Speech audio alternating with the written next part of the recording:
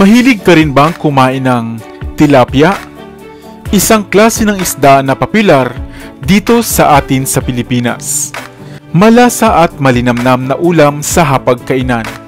Subalit bakit nga ba sinasabing dapat mo itong iwasan? Ano nga ba ang katotohanan sa likod ng balitang ito? Hello, what's up? Your best here. Halika at alamin at ating mas kilalanin ang isdang ito na dapat mo raw iwasang kainin at ang mga kaalamang nakapaloob rito. Pero bago tayo magpatuloy, kung bago ka pa lamang sa ating channel, ay huwag mong kalimutan na pindutin ang subscribe button at ang notification bell upang lagi kang updated sa aking mga bagong uploads. Prito, pinangat, ginataan, at sarsyado. Ilan lamang ito sa mga sikat na luto ng isdang tilapia. Isang uri ng isda na popular sa buong mundo dahil sa malinamnam nitong lasa at presyong abot kaya ng masa. Ang tilapia ay kabilang sa mga klase ng isda na madalas ngang mabuhay sa mga tubig tabang o mga brackish water, na ang ibig sabihin ay tubig na nagtataglay ng konting alat o salinity, tulad ng ilog, lawa o mga fish ponds. Ang tilapia rin ay bahagi ng mga sinaunang kasaysayan, lalo na nga sa sinaunang Ehipto.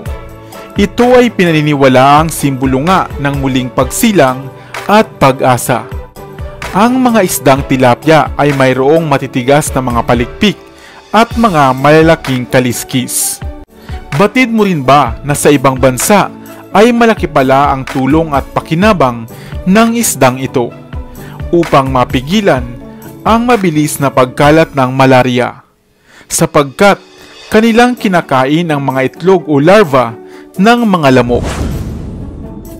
Batid mo rin ba na mayroong kulay pulang tilapia na maaaring mabuhay ng hanggang 9 na taon?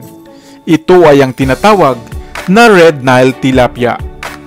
Kadalasan ding inaalagaan ng mga tilapia kasama ng mga hipon dahil pinaniniwalaang perfect silang kombinasyon, lalo na nga sa mga fish ponds. Ang China ang siyang pangunahing producer ng tilapia sa buong mundo, na halos 1.3 million tons ang ine-export sa bawat taon. Sinundan naman ito ng Egypt na 0.5 million tons sa bawat taon. Ang masarap na isdang ito at madaling ang lutuin ay bakit nga raw dapat na iwasan? Ayon sa pag-aaral sa US, ang isdang tilapia raw ay isang klase ng isda na mayroong mababang omega-3 fatty acids. Bagkus ay mataas naman ito sa omega-6. Ngunit ano naman nga ba ang ikinasama nito? Ayon kay Fia Batwa na isang nutritionist dietitian, ang isdang ito na tilapia ay mababa nga sa omega-3 at mataas sa omega-6. Isang pagkaing maaaring magpalala sa mga inflammations at pamamaga sa bahagi ng ating katawan, at maaaring magpalala rin sa mga taong mayroong dinaranas na diabetes. At dahil isa nga ang China sa pangunahing source ng mga frozen exported tilapia sa buong mundo, ay napabalita rin na ang ilan sa mga ito ay mayroong hindi maayos na pagpapalaki at pinapakain nga ng mga dumi buhat sa hayop na maaari ring hindi ligtas para sa mga tao. Ang pagkain ng tilapia ay hindi naman masama, basta huwag lamang itong araw-arawin. At idagdag pa nga na karamihan nga ng mga tilapia dito sa Pilipinas ay sariwa naman at bagong huli.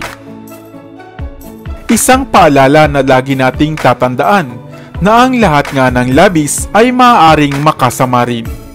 Kung kaya naman, huwag araw-arawin ang pagkain ng tilapia. Sana ay may bago kang natutunan sa videong ito. Iwan ka naman ng comment sa comment section sa ibaba.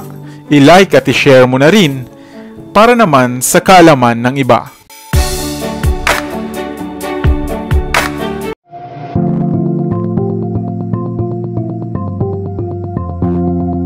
Narinig mo na ba ang tungkol sa mga isda na maaaring mahuli sa disyerto?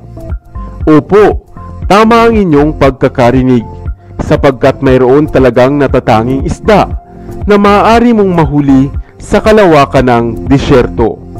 Ito ay ang isdang tinatawag na langfish. Hello, what's up? Your best here.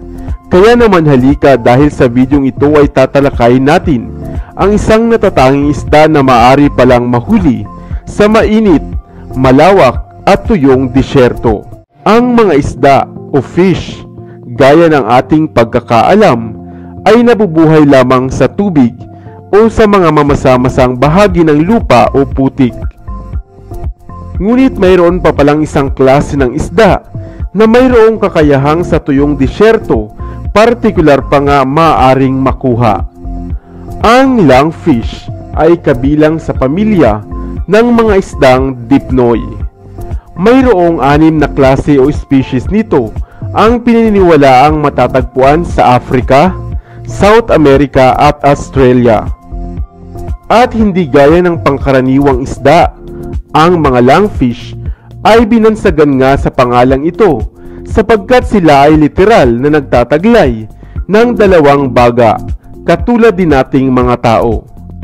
Ang mga isdang ito na langfish ay kadalasan naman talagang matatagpuan sa katubigan o sa dagat. Subalit sa mga kontinente na mayroong mainit na klima at mahabang panahon ng tagtuyot, maaaring ang mga anyong lupa ay natutuyot na karaniwang pinaninirahan nga ng mga isdang langfish.